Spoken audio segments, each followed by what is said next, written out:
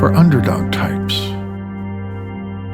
Unless those around you are entirely supportive of your process and use these kinds of methods, which is very rare, speaking positive statements over yourself is something to do in private, or so discreet and quiet that nobody notices. It's not that it should be some kind of secret, it's just that there are too many risks of negative attention projected at you that could undermine the process in other ways. It also looks funny. It is in all logic and reason lying based on our reality. However, it gives you the power to bombard your reality with a greater reality. You do not have to believe in what you were saying. You just do it. And when you do it enough, your faith follows. When your faith follows, so do your behaviors, your words, your thoughts, and your actions. If you are unmotivated, you can start with one of these other things mentioned earlier. Begin your faith process by thinking thoughts like this, practicing visualization techniques along these lines, stirring up positive emotions related to these statements, or perhaps beginning with some type of corresponding action related to what you're believing for. For instance, if you simply cannot get inspired to practice these power statements, do a victory dance, laugh for joy, write yourself a ginormous check and mail it to yourself. Do some more curse breaking and deeper soul searching to identify and break through any other blockages. Perhaps all you need to do is to get motivated and clean your house and get caught up on your to-do list of chores holding you back somehow. The following power statements are based on affirmations that have worked for me in recent years. Please note that if you have my permission to add and tweak these in any way you want, especially if something does not apply to you. For instance, my affirmations are tailored to fit my needs, increasing my creative career and overcoming health-related obstacles in addition to my relationships, living situations, and related issues. If you are healthy and have a rewarding career, you may want to focus more on other needs, for instance, seeking a life partner who listens and cares for you, or being a better party planner. You may also want to find a way to print these out and to keep them handy if that works better. Read through ahead of time or just speak these now. I am seen and heard. I am considered and acknowledged. I am validated for my suffering and accomplishments. I am recognized and compensated for my work. I am treated with fairness, equality, value, and respect. I have favor with everyone in authority, including law enforcement and other government workers, healthcare workers, business and work opportunities, and all other gatekeepers, leaders, and influencers.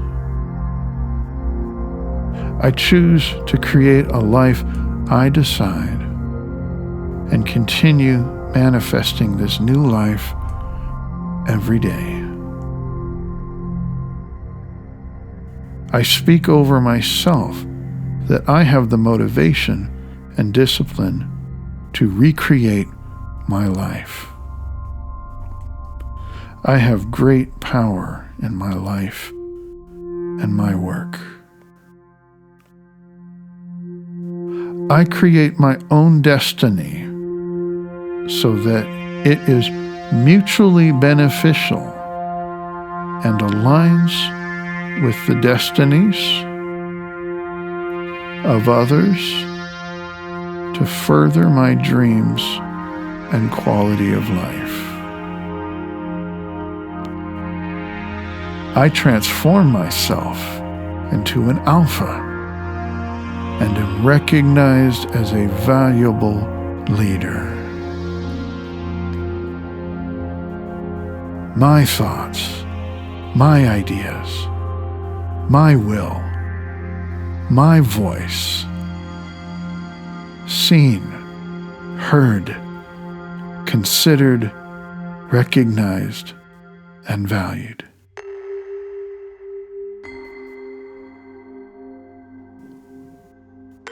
My faith breaks through the gates of the gatekeepers.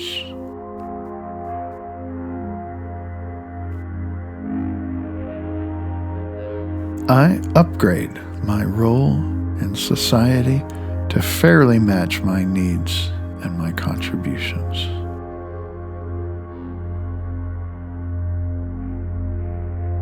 I attract resourceful and healthy relationships. I am cared for with sincere empathy and compassion, resulting in significant and tangible efforts.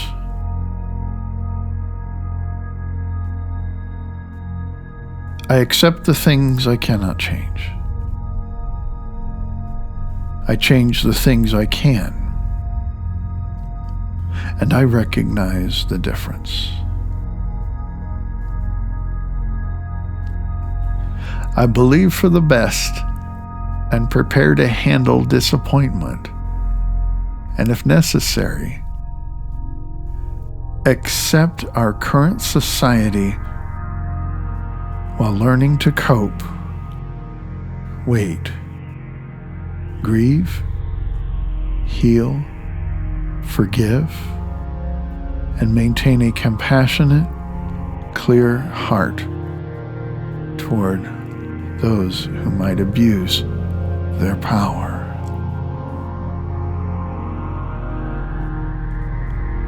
I evaluate my contributions to society and manifest exactly what I want based on all fairness and responsibility. I draw my positive future into my present reality. I have it now. I speak joy over myself. I celebrate ahead of time for my success. Breaking free, breaking out, great power, increased power in my life and my work. My faith has worked, is working now, and continues to work in my future to effect an increase in every area of my life, including my work, my living situation, my travels, my relationships, my health, my assets, and my close or my intimate companionships. So be it. It is done.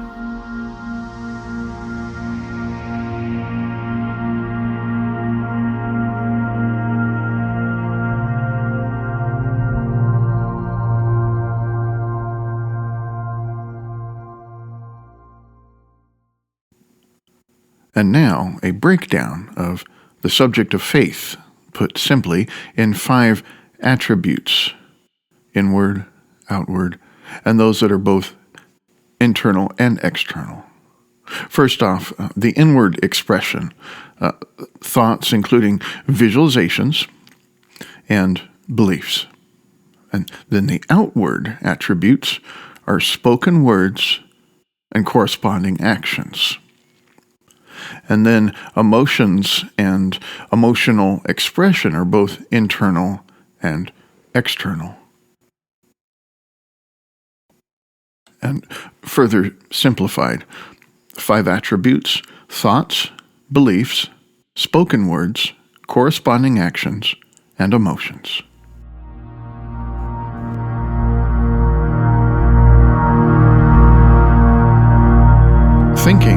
way outside the box. Here's a quote from Danish theoretical physicists, including quantum theory, among other things. He was attributed to saying, "Everything we call real is made of things that cannot be regarded as real." In addition to these power statements, there is a principle that I had mentioned earlier about being stuck in a pit. Magic works in realms of existence beyond our space-time. Therefore, allow yourself permission to talk wrong. Because based on what seems like reality is in reality made up of things that can't be real. Speaking in the now and in the affirmative are essential to practicing manifesting. This is confirmed by faith practices in many Christian circles, like the Word of Faith movement, for instance, and wellness gurus who make references to things like the law of attraction. Another method that is hard for us, in addition to all of this spiritual lying to ourselves, has to do with, ironically, blaming ourselves. The whole thing about the alphas blaming the underdogs for their failures is the main pillar of this book, if not one of the main pillars. Now I'm going to, for the sake of faith, mess that up. If you didn't get this already, I have spent about 100,000 words preaching at you that born leaders have a unique biological advantage that transcends race, gender, and caste, and they, whether they are aware of it or not, make it nearly impossible for their followers to lead, even if the ignored follower types are better at things. That's one of the main reasons why they blame followers for their failures. It freaks them out to think that some underdogs may have better stuff. We get that now. That's why it's cruel for your hotshot life coach, your overly paid psychotherapist, and your selfie stick flaunting motivational guru to blame you if you fail, especially while you might be doing everything they tell you. But please allow me once more to put that alpha fault-finding thing on hold to provide for a life-changing faith practice. From a space-time reality perspective, chances are it's their fault and they made you fail in addition to all of their enablers out of greed, fear, and jealousy. So, please indulge me for a moment in this counterintuitive and somewhat agonizing method. Give yourself the power to blame yourself for your failures. You also admit that you have the power to create. When doing this, don't have the intention of using this self-blame as a model, as a form of denial. They hurt you. The hurt and trauma are real. It's a separate thing. Just as solid matter and quantum, like tiny particles, operate under different principles, yet are also the same stuff. Your life is your creation as much as it is the product of a sick society. Can we accept both of them? Dialectical thinking is a concept where apparent opposites can coexist. It is my fault that these things happen, and at the same time, it is their fault. Dialectical thinking is not, yesterday was fun, but I hurt my toe. Rather, it would be phrased like this. Yesterday was fun, and I hurt my toe. There's a big difference. The but negates the previous thing, while the and includes it, thus coexisting. Therefore, you can say without shame and with confidence, or reword the following statement to better fit your situation. It's their fault, and for the sake of faith, I take this moment to take responsibility for all the abuse I have suffered. My failures and for being branded as a follower for life. Obviously, those are things that are beyond your control, and with few exceptions, if any. It feels gross at first. However, there's more. Because I possessed the power to create a life of suffering and defeat, I uncreate that old life and recreate my new life. I have it now, so be it. It is done. Yay, woohoo!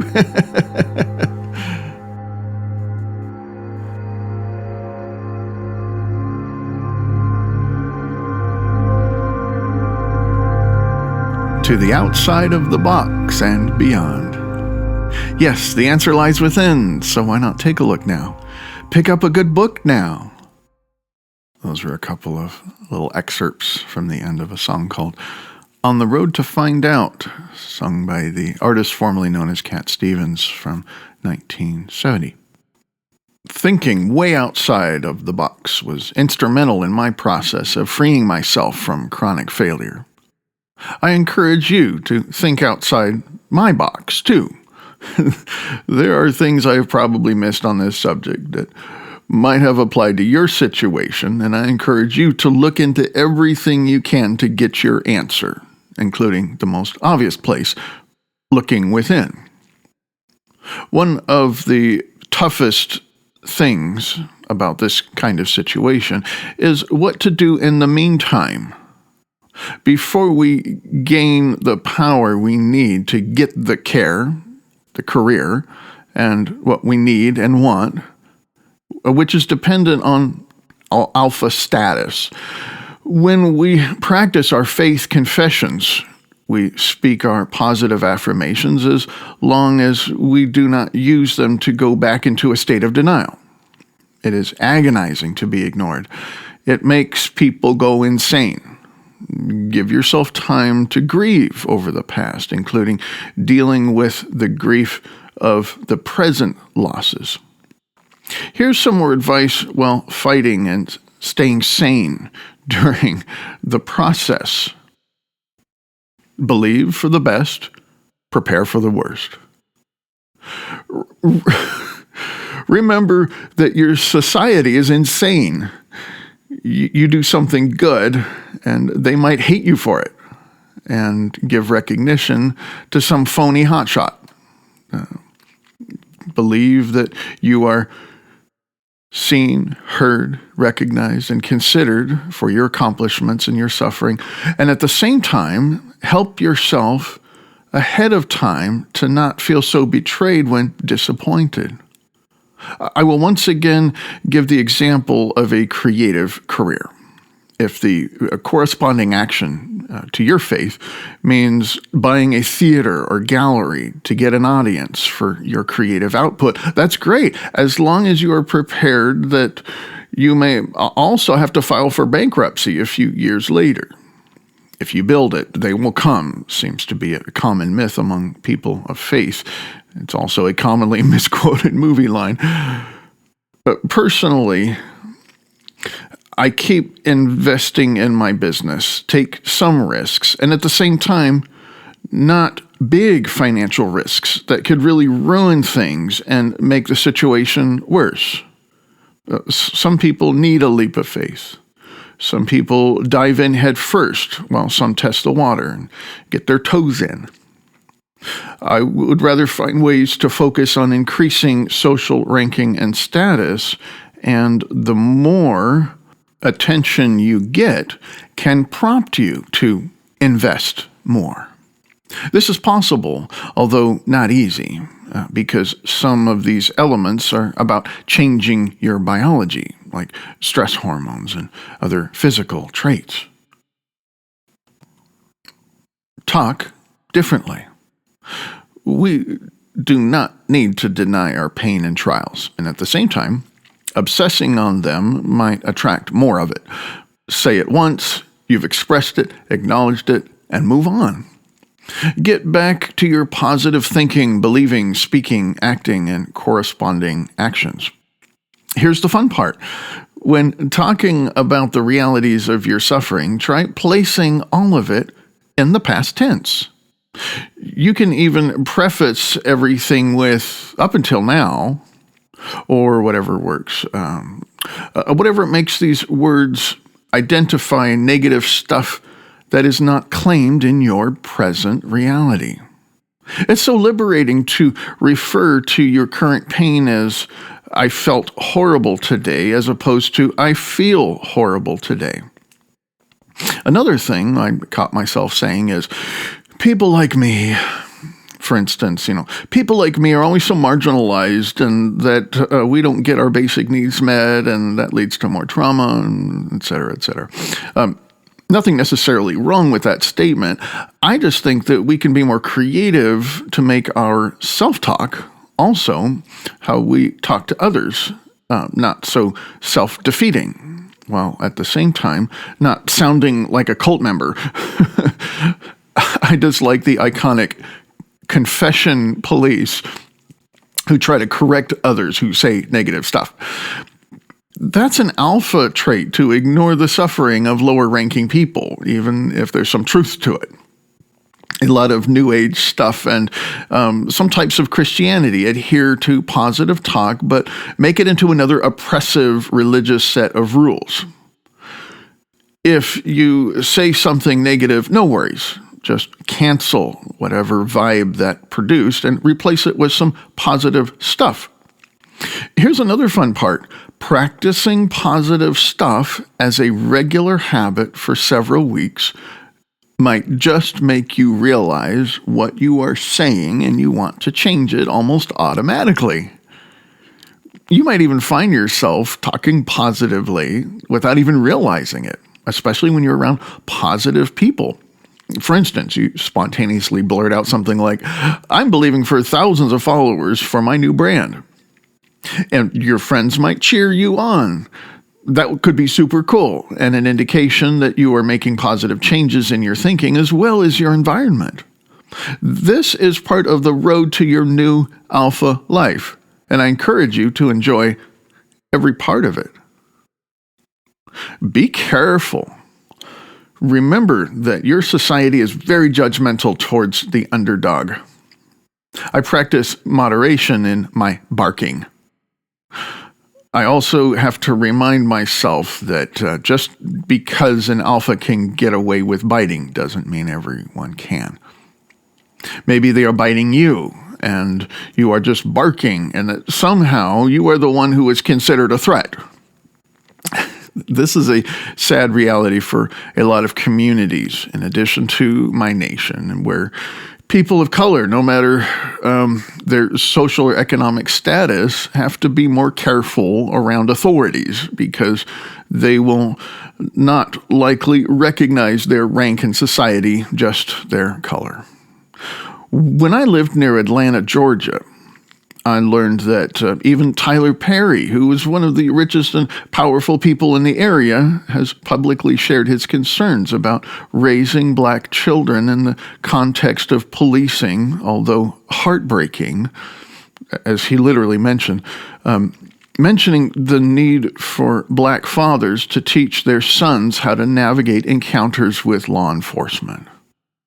No matter how sincere, valuable, and harmless someone might be, if they happen to sadly be in a place where society sees them as a threat or less valuable, they can easily be met with further suspicion, jealousy, exaggerated scrutiny, false accusation, and be put at significant risk.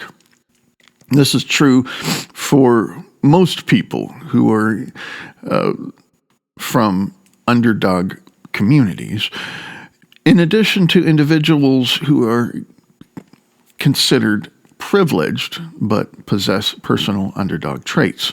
This principle applies. Those demoted to the bottom of society need to consider finding ways to keep themselves safe, protect themselves, and be more careful than alpha types. When a leader breaks the law, they might be too powerful to get reprimanded. When a follower breaks the law, or rather just appears as if they did, it can be exaggerated, fabricated, and handled unfairly. This is why it is important to be prepared for these things, especially when seeking recognition and power, because things can get really messy. Although based on the lack of status, there may be little to no resources for advocacy and support. So the runts of society need to not only use caution, but also need to get creative in finding ways to keep themselves safe. Some examples include saving screenshots of text conversations to hard drives and backing them up, and keeping emails when trying to resolve conflict situations and other delicate matters where there is nobody around or nobody who will take your side to witness how those in power over you actually treat you. Know your local laws and your rights and handle them tactfully while focusing on facts and evidence. They're likely to not even look at your documentation or consider it.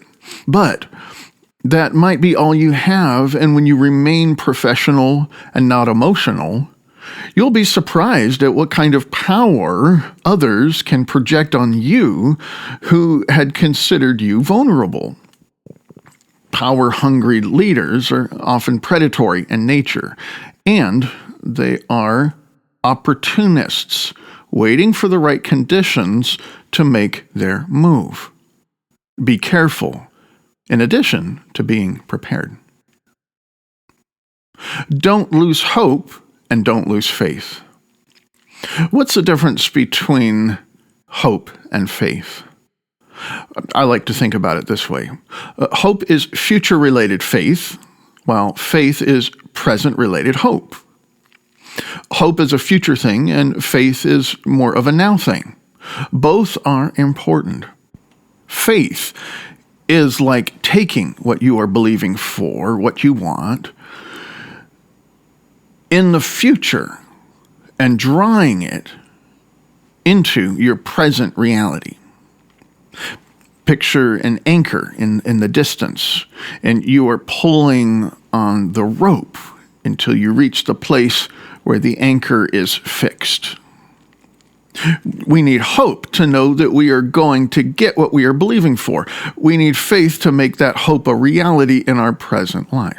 Hope without faith, to some people, may be sufficient according to how they practice and think about it. But I prefer to see hope within itself as needing faith in order that the hope will manifest. Faith is a word I use to describe things like magic, prayers, affirmations, and basically believing in the unseen, which in itself seems to go against science. There are some things that baffle science, like when something is observed or not, which changes the outcome. Our perception, or better yet, our expectation, can have a tangible effect in the quantum realm and thus affect our reality. Expect to be empowered. That's hope. You expect it. It happens because quantum mechanics tells us so. It's physics. It also works for the countless individuals in so many disciplines and religions. That's faith. You practice it, speak to your life in the present tense, and watch your hope manifest in your reality. Metamorphosis. Changing into an alpha is not about acting like an alpha, although there is some of that. For instance, stuff like changing your posture, your tone, and asserting yourself, and so on. Everyone knows who the leaders and followers are, and thus it is more than just an act. So, if you are not lucky enough to have others bestow power on you, it is up to you to turn yourself into a different animal. Jeremiah 13:23, as I mentioned earlier, has a rhetorical question from the Old Testament asking, can an Ethiopian change his skin or the leopard his spots? But that was written thousands of years before things like plastic surgery and other forms of modern technology. Some may believe that the king of pop turned himself white, but that's a complicated matter. That's for another study. What we do know is that leopards have spots that change when they grow up, and that caterpillars turn into butterflies and tadpoles turn into toads.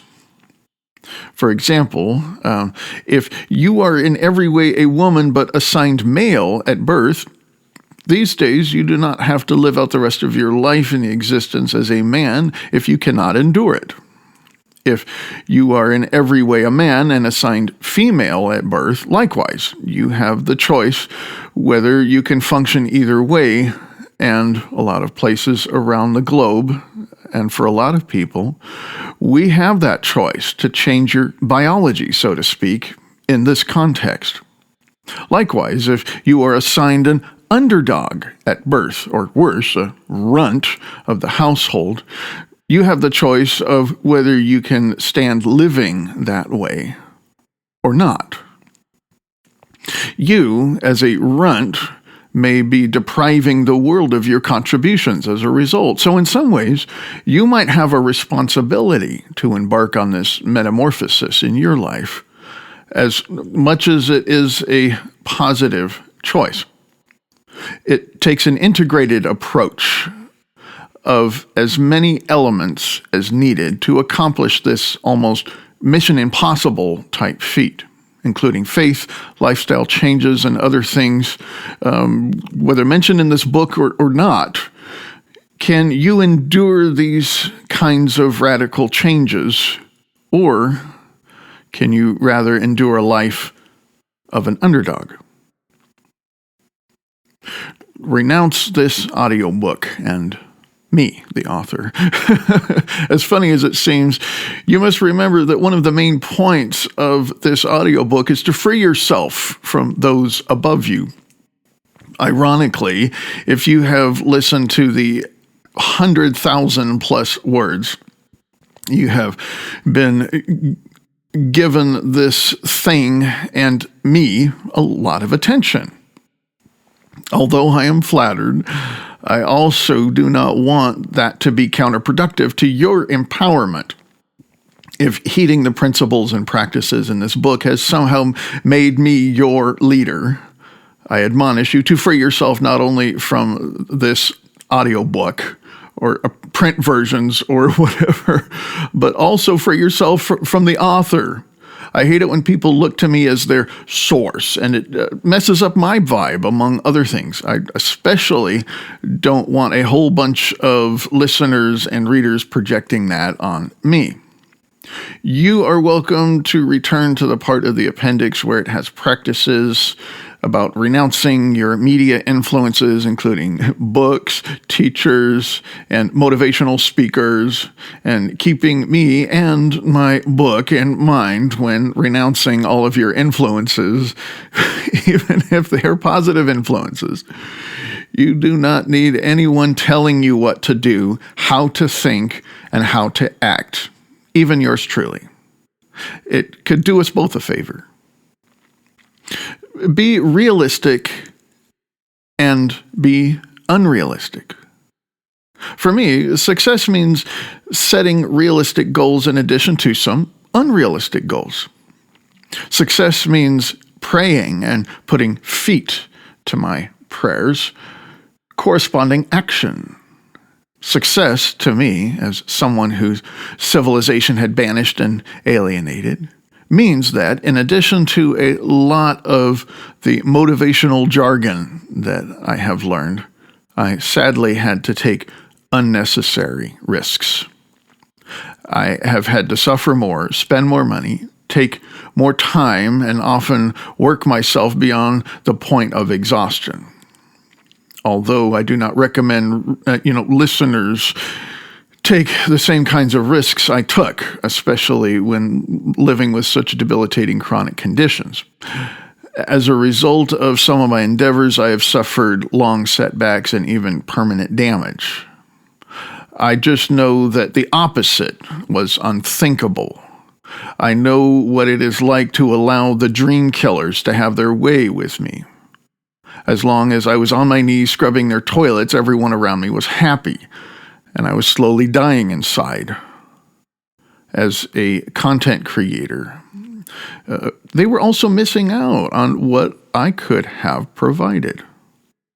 Success to most people whom I know have been successful is, for the most part, something very different for those of us who were thrown to the bottom of society. They struggle, they fight, they might even suffer. We see that because of their visibility. Place a young girl in an arena with a bunch of other kids who have unfair advantages, and likely she will lose.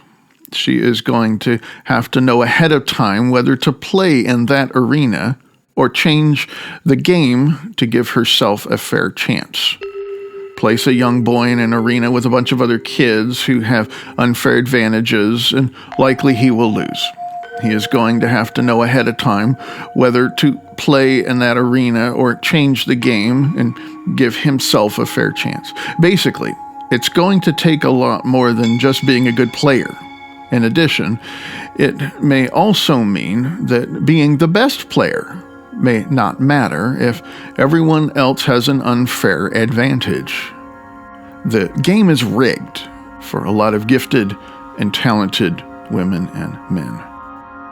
I view society, business development, and the business world as match fixing. The game is fixed. They've already chosen who they want to win. Our responsibilities are to create new games and new playing fields, and if necessary, changing the game. In addition to raising awareness, getting very creative, being willing to suffer if necessary, and at times, some more barking and less tail wagging. Woof. Yours truly, J.T. Ingram.